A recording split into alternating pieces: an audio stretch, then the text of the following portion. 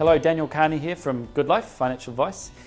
This is part of our Property Investing 101 series. Today we're talking about leveraging. What is leveraging? Leveraging, I often call leveraging the no money down, other people's money strategy, okay? Quite often I meet people who are homeowners and they've been in that house for a while and they've paid off a lot of their mortgage, so they've got a lot of equity in their home, which is the part of the home that they own, thinking, oh, we'd like to get into property but we don't have a deposit. Well, you don't need a deposit. You're not using a cash deposit to get yourself into an investment property.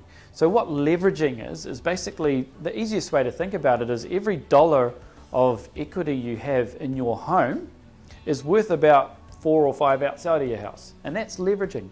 That's cranking up the equity in your home to be lent money on a property.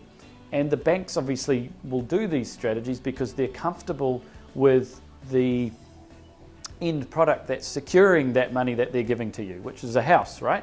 So leveraging is utilizing equity.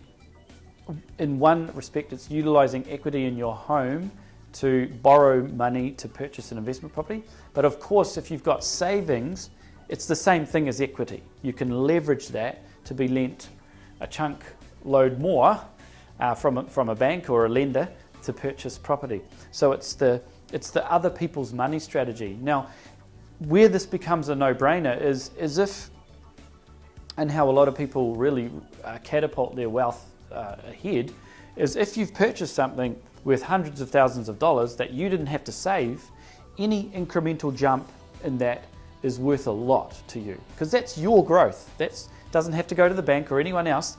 If this thing over here grows in value, that's yours. And those are generally quite big jumps, especially when you look at property in New Zealand over the last 40 years has done 10% per annum on average growth.